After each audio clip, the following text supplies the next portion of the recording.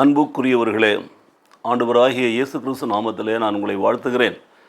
இன்றைக்கும் நாம் தியானிக்க இருக்கிற வேத பகுதி மத்தேயு சுவிசேஷம் 5ஆம் அதிகாரத்தில் 43 முதல் 48 வசனங்கள் சொல்லப்பட்டிருக்கிற காரியங்களைத்தான் நாம் இன்றைக்கு தியானிக்கிறோம். அதில் நாம் வாசிக்கிற ஒரு வசனத்தை மாத்திரம் நீங்கள் இன்றைக்கு கவனிப்பீர்கள் என்று சொன்னால், அந்த வசனம் நமக்கு சொல்கிற காரியம் என்ன? ஆகையால் பரலோகத்தில் இருக்கிற உங்கள் பிதா பூரண சர்க்குணராக இருக்கிறது போல நீங்களும் பூரண சர்க்குணராக இருக்க கடவீர்கள் என்று சொல்லப்பட்டிருக்கிறது.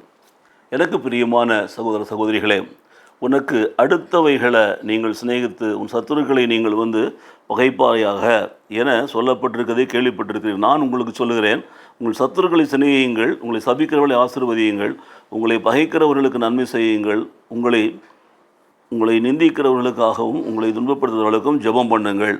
இப்படி செய்வதனாலே நீங்கள் பரலோகத்தில் இருக்கிற உங்கள் பிதாவுக்கு புத்திரராக இருப்பீர்கள். அது தீயோர் மேலும் நல்லோர் மேலும் நமது சூரியனை வர்த்திக்க பண்ணி நீதி உள்ளவர்கள் மேலும் அநீதி உள்ளவர்கள் மீதும் மகிழ்வை பெருக பண்ணும். ஆகவே உங்களை சிநேகிக்கிறவர்களை நீங்கள் சிநேகிப்பீர்களானால் உங்களுக்கு பலன் என்ன? ஆயக்காரன் அப்படி செய்கிறார்களே. உங்கள் சகோதரரை நீங்கள் வாழ்த்தீர்கள் என்று சொன்னால் நீங்கள் விசேஷித்து சொல்லுகிறது என்ன? ஆயக்காரன் அப்படி செய்கிறார்கள் அல்லவா? ஆகையால் பரலோகத்தில் இருக்கிற உங்கள் பிதா பூரண சர்க்குணராக இருக்கிறது போல நீங்களும் பூரண சர்க்குணராக இருங்கள். நீங்களும் பூரண சர்க்குணராக இருங்கள். எனக்கு பிரியமானவர்களே, peace is not merely the absence of war but the fruit of justice and charity என்று எழுதப்பட்டிருக்கிறது. அமைதி என்பது என்னவா இருக்கிறது பாருங்கள். மாத்திரமல்ல, அந்த அமைதியாய் நாம் இருக்கிறதை பார்க்கிற பொழுது, when I feel the poor they call me as saints. When I ask why are they poor, they call me a communist என்று சொல்லப்பட்டிருக்கிறது. எனக்கு பிரியமானவர்களே, அமைதியாக நாம் இருந்தோம் என்று சொன்னால் அந்த அமைதிக்கு என்ன காரணம் என்று சொல்லி நம்மை சுற்றில் உள்ளவர் பார்க்கிறார்கள். ஆனால் வசனம் என்ன சொல்லுகிறது? நீங்கள் பரலோகத்தில் இருக்கிற உங்கள் பிதா பூரண சர்க்குணராக இருக்கிறது போல நீங்கள் சர்க்குணராக இருங்கள் சொல்லப்பட்டிருக்கிறது. ஆகவே எனக்கு பிரியமான சகோதர சகோதரி, இந்த காலை வேளையில் நாம் தியானிக்க இருக்கிற வசனம் அதுதான். 5ஆம் அதிகாரத்தில் 48ஆம் வசனம். பரலோகத்தில் இருக்கிற உங்கள் பிதா பூரண சர்க்குணராக இருக்கிறது போல நீங்களும் பூரண சர்க்குணராக இருங்கள். அதைத்தான் இந்த உலகம் விரும்புகிறது. அதைத்தான் உங்களை சுற்றியுள்ள மக்கள் விரும்புகிறார்கள்.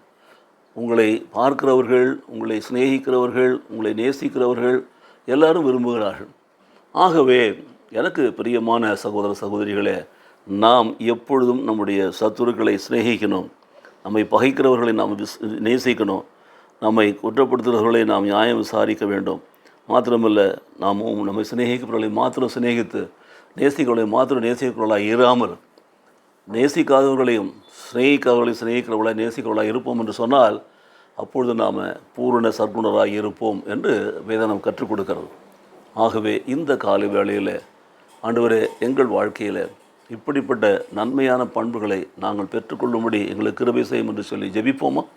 ஜெபம் செய்வோம். எங்களை நேசிக்கிற நல்ல பிதாவே, இந்த காலை வேளையில் நம்முடைய சமூகங்களை தாழ்த்துகிறோம். நீங்கள் பூரண சர்க்குணராக இருக்க வேண்டும் என்று சொல்லி உங்கள் தேவன் விரும்புகிறார் என்பதை நீங்கள் அறிந்திருக்கிறீர்கள்.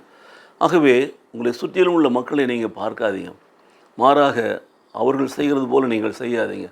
அதற்கும் மாறாக நீங்கள் அவர்களை சிநேகிக்கிறவர்களாய், அவர்களை அன்பு செய்கிறவர்களாய், அவர்களுக்காக ஜெபிக்கிறவர்களாய், அவர்களை ஆசீர்வதிக்கிறவர்களாய் இருப்பீர்கள் என்று சொன்னால் அந்த பூரண சர்க்குணமானது உங்கள் வாழ்க்கையில் உங்களுக்கு சந்தோஷத்தையும் சமாதானையும் பெருமையும் கொண்டு வரும். பாருங்கள், கர்த்தர் உங்களை ஆசீர்வதிப்பாராக.